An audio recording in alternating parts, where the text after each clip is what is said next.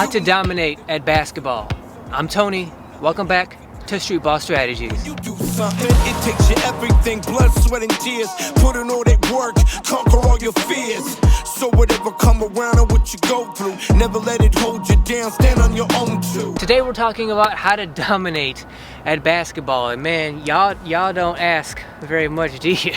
Because you're not asking like how to get better or even how to like win consistently. You're asking how to dominate out here on the basketball court, which in terms of like outdoor recreational basketball, that's like the highest high of the highest level that you could achieve out here. Which brings me to the definition of dominating, because your definition could very well be different than mine, because your basketball goals may very well be different than mine. See, I never tried to play high school basketball or AAU. I never had dreams of going pro and playing in the NBA. So my definition of dominating for me meant that being able to go to any court at any time against any competition, any strangers, right? Getting on any team and then taking that team, and because of me primarily, that team not just winning games, but winning games by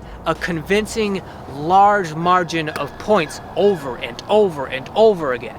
And me being able to pretty much do that at will, anywhere, anytime I wanted to. Now that may not be your definition of dominating, but that's what I'm going to reference throughout this video. And I do feel like I do have some kind of authority about talking about this subject, because I did go through the process of being a basketball nobody who didn't really have any basketball talent to earning myself to the position where I really was able to come out to the court and dominate like I just described. That being said, let's see if we can at least get you a little bit closer to whatever your definition of basketball dominance is. Okay, so first of all, let's understand this is an extreme goal that we're talking about today. And extreme goals call for extreme preparation. Because again, we don't want to just be good, we don't want to just be above average, we want to dominate. Very few people have probably ever lived up to that vision you have in your mind about what actual domination means. That's because dominating is an actual decision you have to make, and then a position of which you have to actually earn. And you earn it by having the correct kind of preparation in order to get there. So the first form of preparation that it's going to take for you to end up dominating basketball the way you want is mental preparation. Being mentally prepared for what actually dominating means. At the very least, this means that you're going to have the kind of basketball intuitiveness that allows you to overcome any basketball problem, situation, circumstance that may arise. But not just that, not just so that you deal with it, but you have to be able to be aware of it, assess it, and then come up with a solution wherein you not only solve the problem, but you solve the problem so well that it ends with you dominating that game. Because in your quest to be able to dominate basketball, what's going to happen is you're going to come across, like you're going to try to prepare as much as you possibly can before you get out here. But when you get out here, eventually you're going to come across a person, a player, a team, some kind of circumstance wherein the problem is way bigger than you ever anticipated. And in order to dominate, you can't just, make your way delicately through that problem.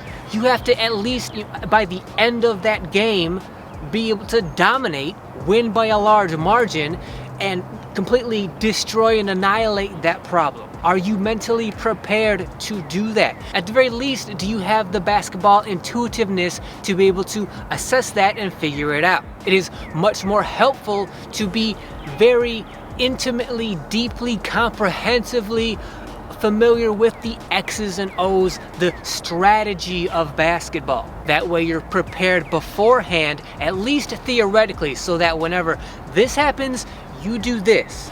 Whenever some kind of change is made in the organic, natural flow of the game, you know what to do. At the very least, theoretically because you studied before you got out here. And you need to be prepared for as many possible, unforeseeable circumstances and situations that may arise. But if you're not mentally prepared for very likely possibilities out here, there's no way you're ever going to be able to dominate. And really the only two ways to get to that kind of mental preparation is, number one, through experience. So you come out here, you get as much experience in as many different kind of scenarios and possibilities as possible. For instance, I don't think there's been a mainstream basketball coach that has written a book that I have not read multiple times, studied and learned from multiple times. I don't think there's been a basketball documentary that's been made, a mainstream one, that I've never seen.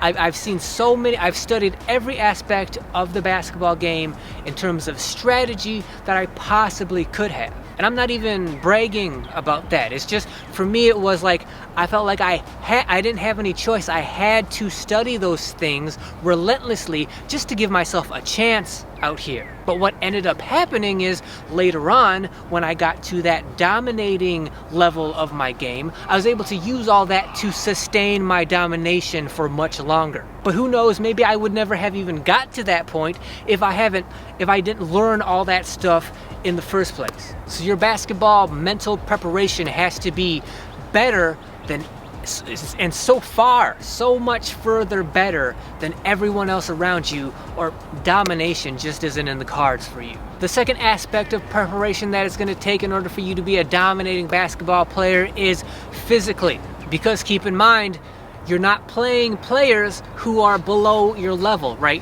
Dominating against players who are inferior to you doesn't really count, because beating inferior players is easy. We're talking about dominating against players who are on your level or above you. That means also physically, so that means players who are taller, who can jump higher, who are faster, who are stronger. Can you physically dominate against them even though you are not the athlete that they are? You don't have to be a better athlete than them to dominate against them. Like, you don't have to be faster, and you don't have to jump higher, and you don't have to be stronger, but can you still physically dominate them? Is your game that efficient? Are you that smart of a player to use what physicality you do have to play better than they do? Not only that, but keep in mind, sure, maybe you could come out here and you can dominate for the first hour or two while you're still fresh, while you still have energy, but what happens when you start to get tired? When you start to get fatigued, when you get hungry? What happens if you don't sleep well the night before? What happens if you get some kind of injury when you're playing? What happens if you turn your ankle, or you jam your finger or something and you get those small kind of nagging injuries?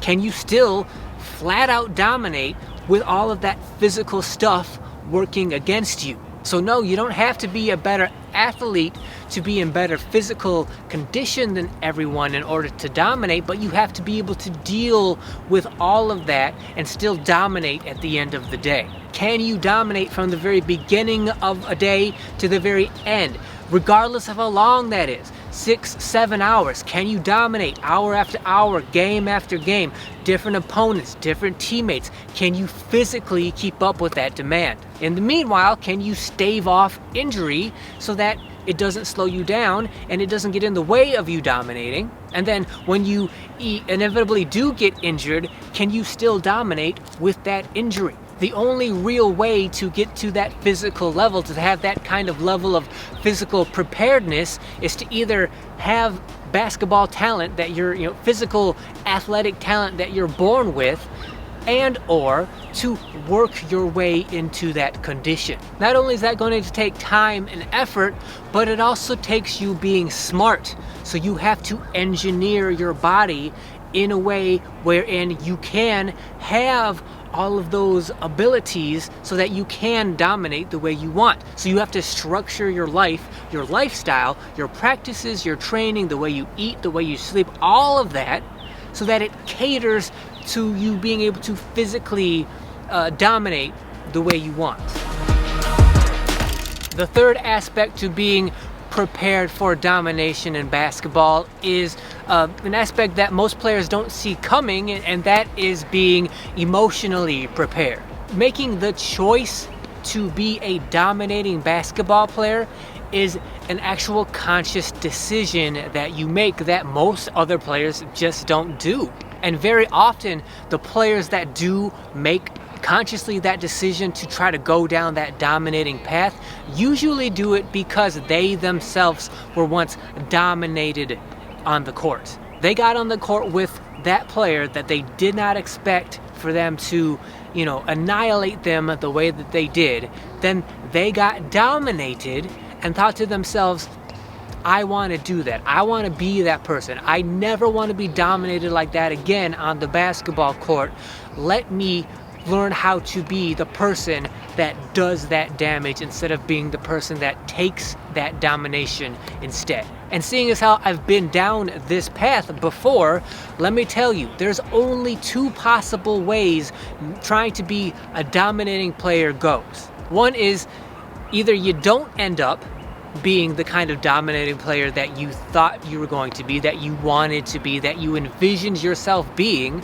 Like, you never get to that level, you never accomplish the kind of dominance that you want to have, which essentially means that you pretty much failed. Like, you put everything you could into being this dominant player, and it just never panned out the way you wanted it to go. And so emotionally, how do you deal with that? Can you handle that? Are you emotionally prepared for that very possible outcome? Really, the only other way it ends up is, let's say you do become a dominating player the way you envisioned it, at least that, if not beyond that. Are you emotionally prepared for that as well? Because let me tell you, it's not gonna go the way you think it's gonna go.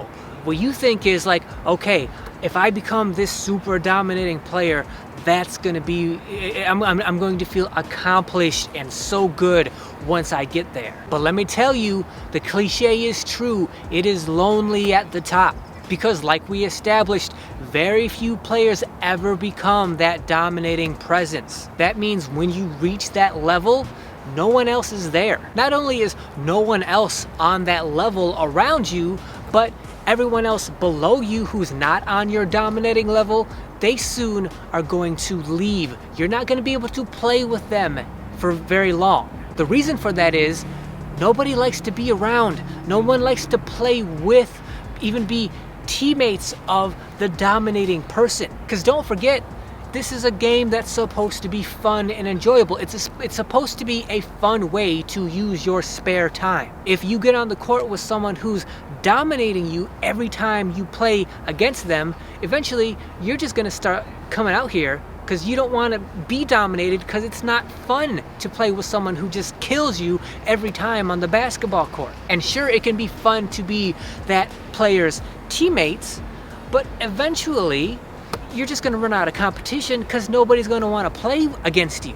The dominating player, who is truly dominating in the sense that they never let up, they never cease, they always win by as much as they possibly can, that player becomes the bad guy.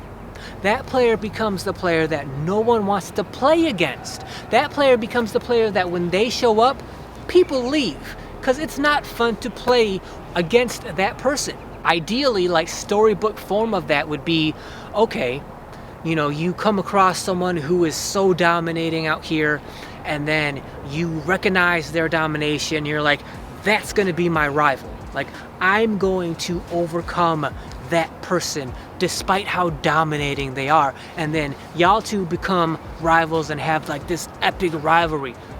How often does that happen? How often have you seen about it? How often have you heard about it happening out here? Rivalries happen, and they're cool, and they can be fun when they do happen, but it's rare. And mostly just because it's not fun. Where's the fun in losing over and over and over again until eventually maybe one day you overcome that dominating rival that you have? Or if you're the player that's dominating, how long do you expect that player to keep, to stick around and come back and get their, get humiliated over and over again and keep coming back before they eventually give up? Are you emotionally prepared to deal with that? Because if you even do reach that dominating level, it's not gonna end up the way you think it is. That's how to dominate at basketball. You're allowed to have whatever basketball dreams and aspirations and goals that you have, but when it comes to dominating the game of basketball on a sort of recreational level, I just want you to know what you're in store for, especially in terms of preparation of what it's going to take to get there. It's an interesting basketball path to take, and it will definitely push you to and beyond your limits, because it has to in order for you to have that kind of success out here. But there can be a definite certain level of like isolation and loneliness, and that comes with sort of putting yourself into a position where most players never try to even venture into. Sure, if you eventually get there, then you'll stand out in ways that other players never really ever will. The question is that really going to feel the way you want it to feel? When you actually eventually do get there, are you actually going to value it the way you thought you were going to? Just food for thought as you venture down that path. So I want to thank you guys for watching. If you like this video, if you found it helpful, if you think it's going to help you or someone else that you want to show this video and share them with to become a dominating basketball player, then please subscribe to the channel. And let us know down in the comments your thoughts about being a dominating basketball player. What's your definition of it? What's your most helpful advice to give players to help them dominate at their local parks as well? But before you comment, make sure you hit that thanks button down below, because when you hit that thanks button, it's going to make all of your comments stand out, be highlighted from all the other comments, and it also directly supports the channel. So for anyone that does hit that thanks button, know I genuinely appreciate it. As always, like, share, comment like I said. Make sure you hit that notification bell so you're notified whenever any video goes live on this channel. And until then, I'll see you guys next week. Everything is what you gotta give it. What you get out of this life just depends on what you give it. They hating my success to make them nervous, but my life's been preordained